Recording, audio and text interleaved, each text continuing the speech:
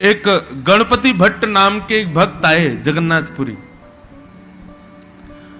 बहुत साल पुरानी बात। उनको पता नहीं था कि जगन्नाथपुरी में कौन से देवता हैं। अपने रिश्तेदारों से मिलने के लिए चले आए। जैसे ही आकर के उन्होंने पूछा कि भाई यहां कौन से देवता हैं, तो रिश्तेदारों ने बताया, बोले यहां पर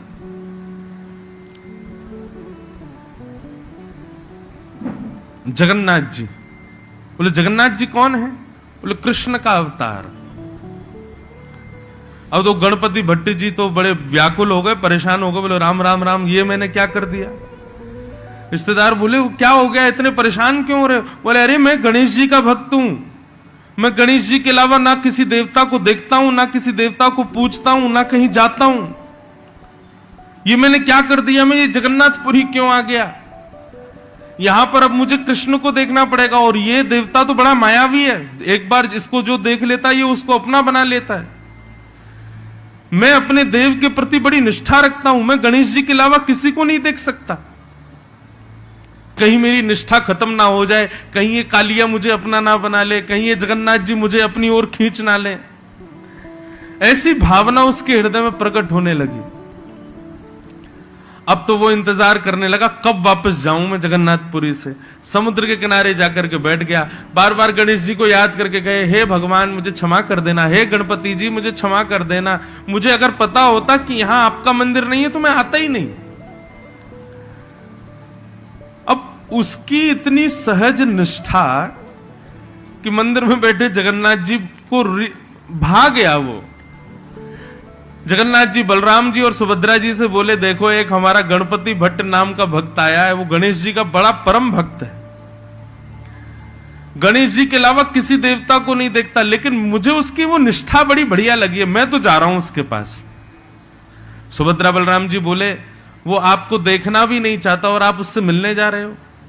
जगन्नाथ जी बोले, क्योंकि मुझे उसकी निष्ठा बड़ी बढ़िया लगी। गणेश जी के प्रति जो उसका विश्वास है ना, मुझे उससे बड़ी प्रसन्नता है। और जी जगन्नाथ जी छोटे से बालक बन करके गणपति भट्ट के पास पहुंच गए। समुद्र के किनारे बैठा था। जगन्नाथ जी गए, छोटे से बालक बन के गए और जाकर के बोले, आपका नाम गणपति भट्ट है? बोले जी। आप गणेश जी के भक्त हो? बोले जी। तो फिर दर्शन क्यों नहीं कर रहे मंदिर में जाके? तो गणपति भट्ट बोला कि मंदिर में तो कृष्ण का विग्रह विराजमान है ना, गणेश जी नहीं है, इसलिए नहीं जा रहा। तो बालक हंसने लगा, बोला अरे आपको किसी ने पागल बना दिया है। बोले क्यों? अरे वो साक्षात गणेश जी बैठे हैं भीतर। जगन्नाथ मंदिर में जगन्नाथ कोई और नहीं है, स्वयं गणेश जी हैं। गणपति भट्ट बोला अच्छा, मैं दर्शन बाद में करूंगा, पहले बताना जरा रूप कैसा। बोले लंबोदर, लंबा पेट है उनका, लंबे लंबे हाथ हैं, बड़े बड़े कान हैं, लंबी सूंड है। बोले अच्छा सच में ऐसे हैं जगन्नाथ जी? बोले हाँ। बोले फिर तो मैं दर्शन करने चलूंगा। अब वो जैसे ही जाने लगा, मंदिर में प्रवेश करने से पहले उसके मन में फिर आया, कहीं मेरे साथ छल तो नहीं हो रहा? कहीं ऐसा तो नहीं गणपति बता करके मुझको जगन्नाथ जी ही दिख जाएं और मेरी निष्ठा टूट जाए? मैं गणेश जी के अलावा किसी देवता को नहीं देखता। तो उसने अपने आंखों पर पट्टी और बांध ली। बोले पहले मैं हाथ से छू के देखूंगा, यदि मुझे दिखेगा कि लंबोदर हैं, बड़े कान हैं, सूंड है, तभी दर्शन करूंगा।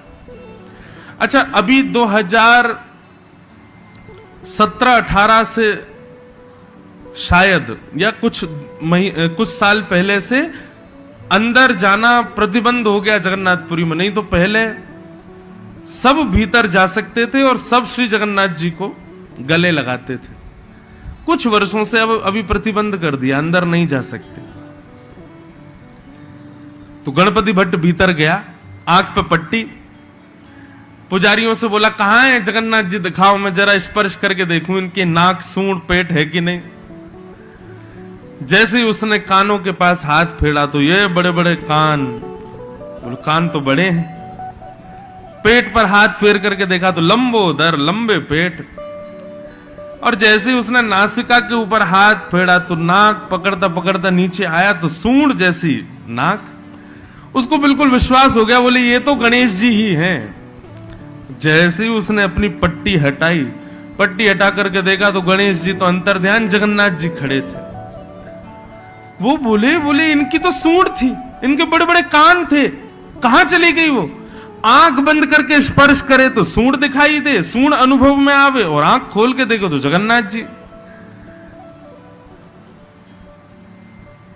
इतने में ही श्री जगन्नाथ जी प्रकट हो गए और प्रकट होकर के बोले, भाई तू भेद क्यों मानता है? तू भेद क्यों कर रहा है कि गणपति अलग है, मैं अलग हूं?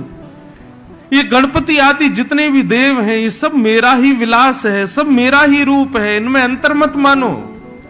मेरा दर्शन करने से या मेरे भक्त गणेश जी का दर्शन कर लेंगे तो उससे उनकी निष्ठा भंग नहीं होगी। ऐसी भाव क्यों रखते हो?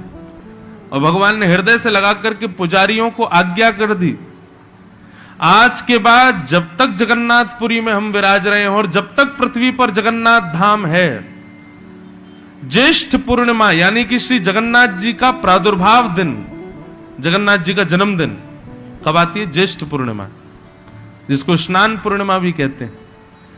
ज्येष्ठ पूर्णिमा के दिन जगन्नाथ जी कलशों से नहाते हैं, फिर आप सबको पता होगा, फिर उसके बाद बीमार हो जाते हैं, फिर बीमार होने के बाद फिर रथ यात्रा करते हैं।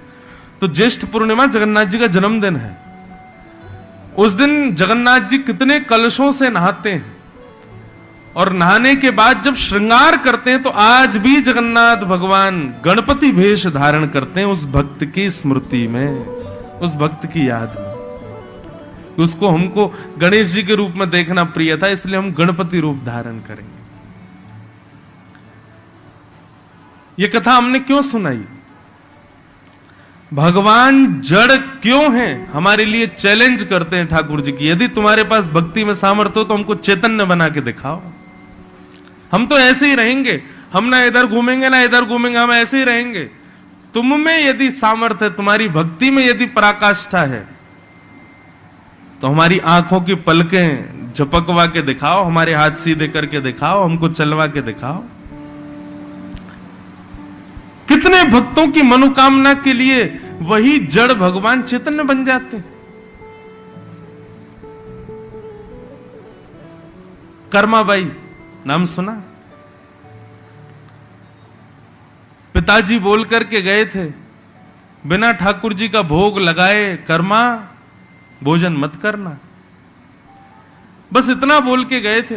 अब कर्माबाई को यह तो पता नहीं था कि सुबह नहाना भी पड़ता है, वस्त्र बदलने पड़ते हैं, हाथ पांव धो के स्नान करके बिल्कुल शुद्ध होकर तब भोग बनाया जाता। वो तो उठते ही बिस्तर से उठ के सीधी गई रसोई में और लगाई चूल्हे में अग्नि, बनाने लगी खिचड़ी। बिना नहाए धोए खिचड़ी बना करके ठाकुर जी के सामने पधरा देती, और पधरा करके खड़ी हो गई, खाओ चख के बताओ कैसी बनी है। और ठाकुर जी तो ऐसे ही बैठे लड्डू गोपाल। कर्माबाई बोली, अरे अब बस करो, अब ठीक हो जाओ, सीधे हो जाओ, बैठ जाओ, खाओ, मैंने इतनी मेहनत से खिचड़ी बनाई है आपके लिए। अच्छा मुझसे शर्मा रहे हो, मेरे सामने नहीं।